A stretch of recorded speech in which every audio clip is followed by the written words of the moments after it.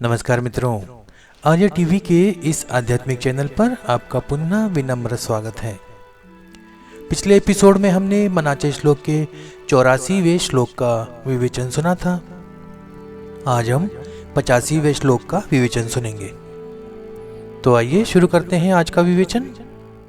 आज का श्लोक इस प्रकार है। भजा राम विश्राम योगेश्वरांचा, जपूने मिलानेम गौरी हराचा, स्वये निववितापसी चंद्रमौळी, तुम्हा सोडवी राम हा अंतकाळी। मराठी भावार्थ सुनते हैं। प्रभू रामाचे भजन केल्यामुळे श्रेष्ठ योग्यांनाही शांतता लाभते। महादेव हा नित्य नेमाने रामनामाचा जप करतो। रामनामामुळे महादेवाचा दाह दूर झाला। तसाच तुम्हाला अंतकाळी रामच तारणार आहे, तेव्हा त्याचा जप करा।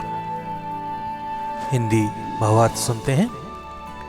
प्रभु राम का भजन करने से श्रेष्ठ योगियों को भी शांति मिलती है। महादेव नित्य नियम से राम नाम का जप करते हैं। राम नाम के प्रभाव से महादेव का संताप दूर हुआ। उसी प्रकार अंत समय में राम ही तुम्हें तारने वाले हैं, इसलिए उनका जप करो। आइए विवेचन सुनते हैं। भजा राम विश्राम योगेश्वरांचा। इस पंक्ति का तात्पर्य है कि राम का भजन करो, जो योगेश्वरों के लिए भी विश्राम का कारण है। भजा भजन का अर्थ है भगवान की स्तुति करना, उनके गुणगान में लीन हो जाना। यह भक्ति की एक उच्चतम अवस्था को दर्शाता है। राम का अर्थ केवल राजा दशरथ के पुत्र से नहीं है, बल्कि वे परब्रह्म, अनंत चेतना और शाश्वत सत्य के प्रतीक हैं। विश्राम अर्थात राम का भजन करने से योगी जो गहन साधना के माध्यम से आत्म साक्षात्कार की खोज में रहते हैं, उन्हें भी मानसिक और आत्मिक शांति प्राप्त होती है। योगेश्वर का अर्थ है योगी के स्वामी या आचार्य। यहाँ यह संकेत करता है कि राम स्वयं योग के सिद्धांतों का आधार है। यह पंक्ति हमें यह समझाने का प्रयास करती है कि चाहे कोई साधारण भक्त हो या उच्चतम योगी, राम का भजन सभी के लिए अनिवार्य है और कल्याणकारी है। राम के नाम में वह शक्ति है जो चित्त के क्लेशों को समाप्त कर आत्मा को स्थिर और शुद्ध करती है। दूसरा पद देखते हैं। जपू ने मिला नेम गौरी हराचा। यहाँ गौरी हर अर्थात महादेव का उल्लेख है। यह पंक्ति महादेव की अनन्य भक्ति और उनकी राम भक्ति को दर्शाती है। जपू ने मिला नेम, इसका अर्थ है महादेव नित्य नियम से राम नाम का जप करते हैं। यह नियम की महत्ता को बताता है। भक्ति में निरंतरता और नियमितता आवश्यक है। गौरी हर, महादेव जिन्हें गौरी के पति के रूप में संबोधित किया गया है, आदि गुरु और भक्ति के सर्वोच्च आदर्श हैं। यह पंक्ति दर्शाती है कि जब स्वयं महादेव, जो संपूर्ण सृष्टि के अधिष्ठाता हैं, राम का जप करते हैं, तो हमें भी राम नाम का जप करना चाहिए।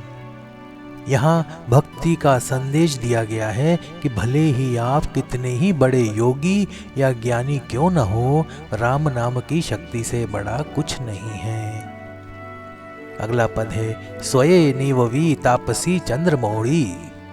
इस पंक्ति में चंद्रमौली यानी शिव का संदर्भ है, जो अपने मस्तक पर चंद्रमा धारण करते हैं। स्वये निववी ताप, इसका अर्थ है कि राम नाम की शक्ति से महादेव ने स्वयं अपने संताप का या कष्ट का निवारण किया।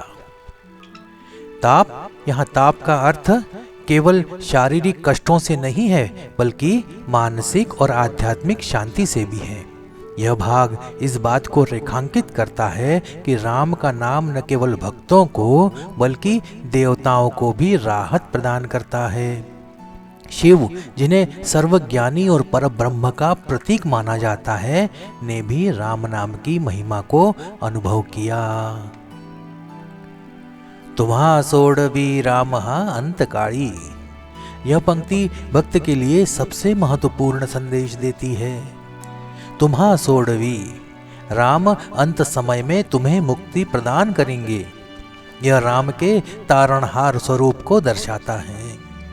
अंतकाली, जीवन के अंतिम क्षण में जब व्यक्ति को सांसारिक बंधनों से मुक्ति की आवश्यकता होती है, तब राम का नाम ही सहारा बनता है। यह पंक्ति यह सिखाती है कि राम नाम का जप केवल जीवन को पवित्र बनाने के लिए नहीं, बल्कि मृत्यु के बाद मोक्ष प्राप्ति के लिए भी आवश्यक है। इसका थोड़ा गहन विवेचन अपन करते हैं। समर्थ अलग अलग शब्दों से एक ही कल्पना को प्रकट कर रहे हैं। अपनी आराध्य देवता के प्रति अत्यंत गहरी भक्ति भावना होने पर वही बात बार बार कहने का मन होता है। पतिव्रता स्त्री अपने पति की ऐसी ही प्रशंसा करती है। वात्सल्य से परिपूर्ण माता अपने बच्चों की बाल लीलाओं को गुनगुनाती है। स्वामी भक्त सेवक अपने स्वामी की और एकनिष्ठ शिष्य अपने गुरु की ऐसी ही स्तुति करते हैं। पुनरुक्ति, बार बार दोहराना, यहाँ दोष नहीं है। यह अंतःकरण की तीव्रता का प्रतीक है। सामान्य व्यक्ति भी अपने विषय में इसी तरह बातें करता है। अपना महत्व दूसरों को समझाने के लिए वही बातें बार बार कहता है। यह हमारा अहंकार है। संतों की स्थिति इसके विपरीत होती है। वे भक्ति भाव से अपनी आराध्य देवता के गुण गाते हुए कभी नहीं थकते। इस श्लोक में भले ही पुनरुक्ति प्रतीत हो, लेकिन समर्थ ने राम नाम के एक महत्वपूर्ण गुण को श्लोक के पहले चरण में स्पष्ट किया है। वे कहते हैं कि राम योगेश्वरों का भी विश्राम है, इसलिए राम का भजन करो। योगेश्वरों का विश्राम कहना अत्यंत अर्थपूर्ण और महत्वपूर्ण है। योगियों को अनेक प्रकार की सिद्धियां प्राप्त होती हैं। दूरदर्शन, दूर श्रवण, भूत भविष्य का ज्ञान, दूरगमन, दूसरों के मन की बातें जानना, बिना अन्न पानी के रहना, जल पर चलना, अंतरिक्ष में आसन लगाना, विभिन्न वस्तुओं को उत्पन्न करना आदि। परंतु इन सिद्धियों को प्राप्त करने के बाद भी वे असंतुष्ट रहते हैं, क्योंकि उनकी काम क्रोध जैसी प्रवृत्तियां सामान्य व्यक्ति जैसी ही प्रबल रहती हैं।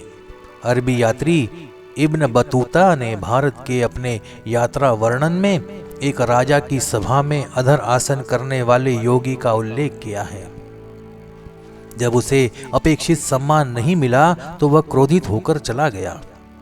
विवाह में वधू का पिता जब उचित मान सम्मान नहीं देता तो रूठने वाली वधू और यह योगी एक ही प्रकार के लगते हैं।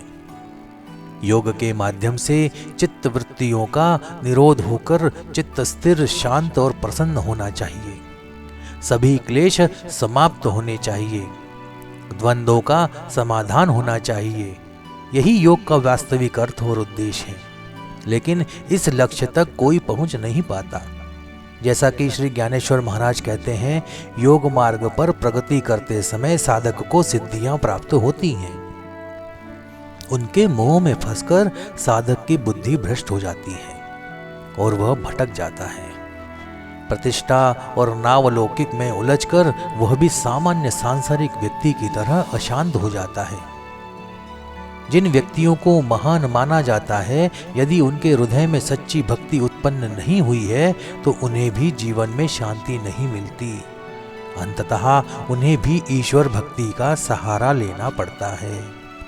इसलिए समर्थ रामदास स्वामी ने योगेश्वरों का विश्राम कहा है।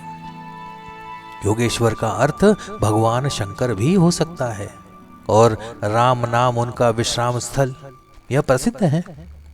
राम नाम के उच्चारण से मिलने वाली शांति को देखकर भगवान शंकर ने भी राम नाम का जप करने का नियम बनाया। उन्होंने इसे व्रत की तरह लिया। विशेष समय, विधि और मात्रा में नाम का उच्चारण करना ही जप या नियम कहलाता है। इस नियम को अपनाने से वे स्वयं शांत हो गए, विषदाह की पीड़ा से मुक्त हो गए और राम नाम का उपदेश देकर अत्यंत संसार पीड़ित जीवों को भी शांति प्रदान करने लगे।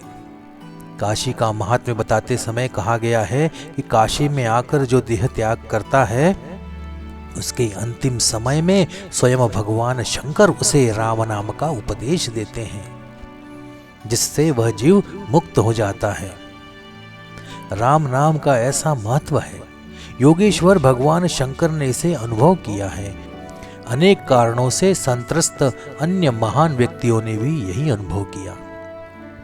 अन्य कुछ भी सहायक सिद्ध नहीं होता।